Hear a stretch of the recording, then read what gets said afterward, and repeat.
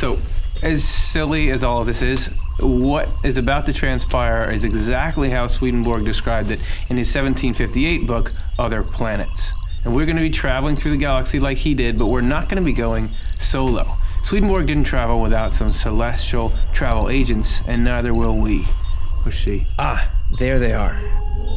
Regenerated post-physical human beings, also known as angels. Don't change spiritual states without them. It might look empty, but to navigate this terrain spiritually, it's like threading a needle. Let me check our rear camera for a second.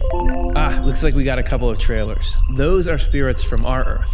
You really can't go anywhere without a few of those tagging along. Now, this journey originally took Swedenborg 2 hours, but because we got this accelerator, it's only going to take us 1 hour. Just kidding, 2 seconds.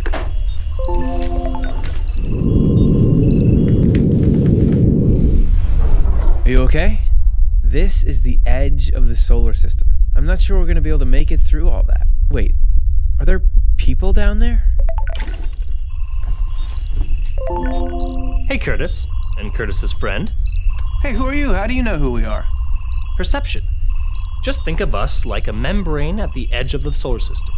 We cross-check things with the divine design to make sure that no one tries to go through without the right permissions. We've talked to your guides. You're fine. Enjoy your trip. Good to know the right people. Do you know those Earth spirits who have been following you? They're not in the right state. They're not listening to us. Tell them not to try to cross, or it's not going to be good. Ooh, they should have listened. It's not their time yet. They'll be all right.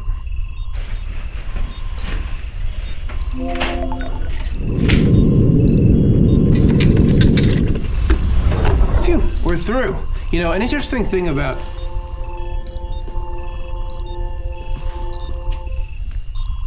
Banky Ron Predongali? A spirit from the first planet that we're visiting. Okay, so they didn't actually talk like that. In the spiritual world, there's no language barrier, but what Swedenborg did write about them would be hard to represent in dialogue. From their manner of speaking and their unique way of perceiving things and expressing their views, I could clearly tell that they were from an extrasolar planet, since they were completely different from the spirits of our solar system. They could also tell from my speech that I was from far away. So it wasn't language, but the way they thought about things that differentiated. But the really fascinating stuff is what Swedenborg learned about their spirituality. And for that, we go back to Dr. Jonathan Rose.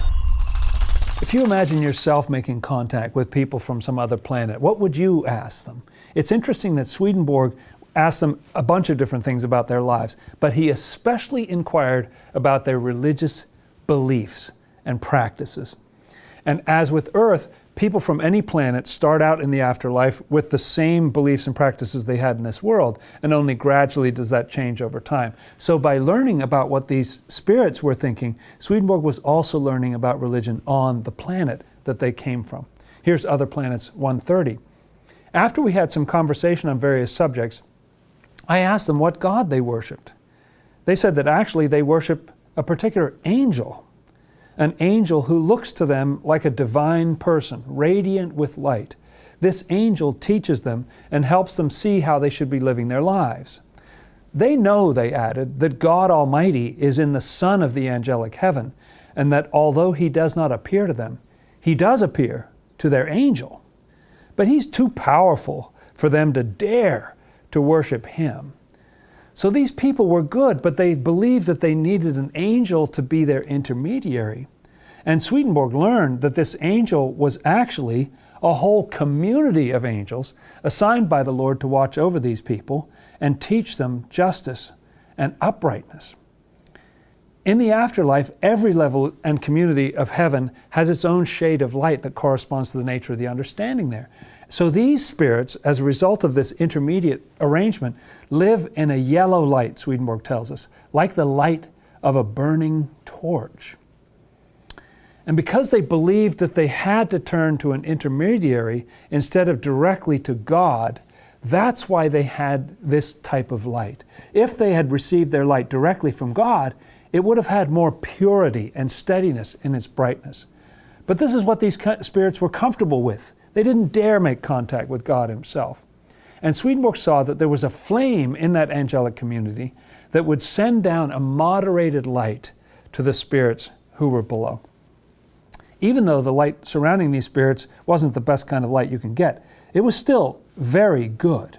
And Swedenborg adds this: as for their other qualities, they were modest, rather simple people, but their thinking was quite good. I was able to determine what their faculty of understanding was like from the light that they had, since the understanding we have depends on how receptive we are to the light that exists in the heavens. This is because the divine truth that radiates from the Lord as the sun is what gives light there and makes it possible for angels not only to see, but also to understand. And then Swedenborg was given a glimpse of what things looked like down on the planet itself. So do you feel that kind of up on the left side of the abdomen? That's actually the inflow from these spirits, because the role that they provide for the universal human race is the same as what the spleen does for the body. So there's an interaction between them. So for more on that strange principle, see our episodes The Shape of Heaven and How Spirits Are Connected to Your Health. We've discussed it, and since you're on an educational mission, we're going to show you our planet.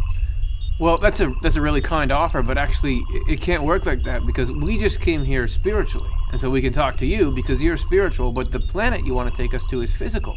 So we can't see that. There are loopholes in that system. What do you mean? For example, Swedenborg was able to communicate openly with spirits, right? Yeah? There are some people on our planet that can communicate with spirits from our planet. Through us, we can connect you to them. Amazing. So we're actually going to go visit the planet itself, but don't worry, your spacesuit should protect you just fine. You know, Swedenborg did this exact same trip, so we're going to take his field notes, aka Other Planets, which you can download for free on Swedenborg.com. All right, let's see what happens. Wow, so this is what this planet looked like to them. And just as Swedenborg describes, after a little while my sight was opened so that I could look at their actual planet to some extent. I saw multiple meadows, deciduous forests, and woolly sheep. So whether or not they were sheep or goats or some other kind of fuzzy animal, the point is, they were probably cute.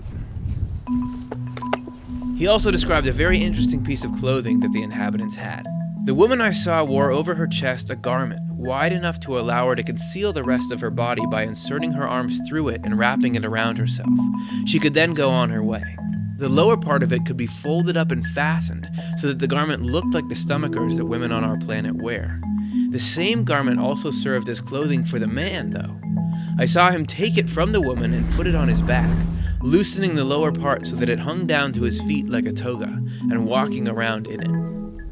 Okay, yes, it does look a little spooky here. We are going to take a quick peek at the hell that Swedenborg described. Eventually, I was shown the hell for people from that planet. The people there were absolutely terrifying. I dare not describe their monstrous faces. I also saw women there who practiced malignant sorcery. They appeared in green clothing and filled me with a sudden horror. Wow, yeah, that would be scary. Luckily, I didn't see any.